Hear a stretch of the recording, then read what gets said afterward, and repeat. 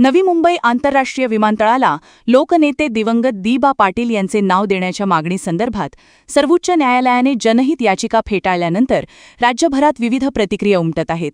या पार्श्वभूमीवर दी.बा. पाटील यांचे सुपुत्र अतुल पाटील यांनी माध्यमांसमोर भूमिका स्पष्ट करत सुप्रीम कोर्टाने फेटाळलेली जनहित याचिका आणि नवी मुंबई विमानतळाच्या नामकरणाचा थेट काहीही संबंध नाही असे सांगितले.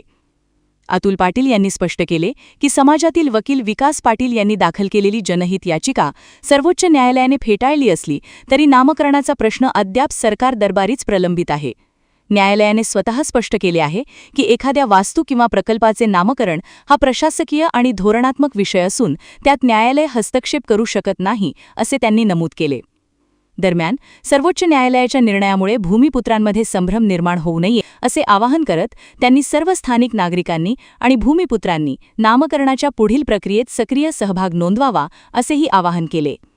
दिवंगत लोकनेते दी.बा. पाटील साहेब यांचे नाव नवी मुंबई येथील आंतरराष्ट्रीय विमानतळाला लागावे याकरता जे आपले प्रयत्न चालू आहेत त्याकरता आपल्या समाजातील एक वकील श्री विकास पाटील यांनी एक याचिका आधी हायकोर्टात दाखल केली होती, परंतु हायकोर्टाने ती याचिका फेटाळली होती.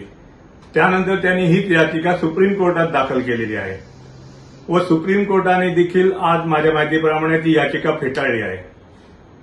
याचिका फेटाळली गेल्यामुळे लोकांच्या मनात एक शंका येते की दी.बा. पाटील साहेबांचं नाव देण्याच्या बाबतीत काही झालेलं आहे का दी.बा. पाटील साहेबांचं नाव न देण्याकरता याचिका फेटाळली गेलेली आहे. खरं सांगायचं म्हटलं तर याचिकेचा आणि दी.बा. पाटील साहेबांच्या नवी मुंबई आंतरराष्ट्रीय विमानतळाला नामकरणाचा त्याचा काही एक संबंध नाही आहे. खरं तर नामकरणाचा हा जो प्रश्न आहे हा सरकार दरबारी आहे. राज्य सरकारने आपले ठराव करून केंद्र सरकारला पाठवलेले आहेत. केंद्र सरकारकडे ते प्रतीक्षेत आहेत. नागरी उड्डयन मंत्रालयाकडून ते कॅबिनेटकडे पाठवले आहेत असं समजतं व हे सर्व होत असताना खरं तर यामध्ये न्यायालय हस्तक्षेप करू शकत नाही असं माझं वैयक्तिक मत आहे व त्याचप्रमाणे न्यायालयाने काय नक्की निर्णय दिला याची माहिती नाहीये. परंतु त्याचप्रमाणे न्यायालयाने ही याचिका फेटाळली आहेत काय फार मोठी नवलाची किंवा अशी विशिष्ट गोष्ट असं म्हणता येणार नाही. आमचा जो नामकरणासाठी जो प्रयत्न आहेत ते संपूर्ण पद्धतीने चालू आहेत. शासकीय पद्धतीने, लोकांच्या आंदोलनाच्या पद्धतीने व ह्या पद्धतीने. आणि मला स्वतःला अशी वैयक्तिक खात्री आहे की हे लवकरात लवकर नवी मुंबई विमानतळाला लागेल व नवी मुंबई विमानतळाचं नाव आपल्याला लवकरच बघायला मिळेल की लोकनेते दी.बा. पाटील नवी मुंबई आंतरराष्ट्रीय विमानतळ.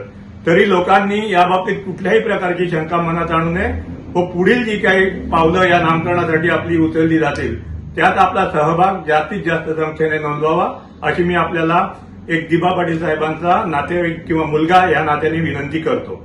नमस्कार. वादळवारा लाईव्हसाठी न्यूज ब्युरो, पनवेल. नवी मुंबई व रायगड जिल्ह्यातील ताज्या बातम्या आणि घडामोडींसाठी सबस्क्राईब करा वादळवारा लाईव्ह चॅनल आणि दाबा बेल आयकॉन.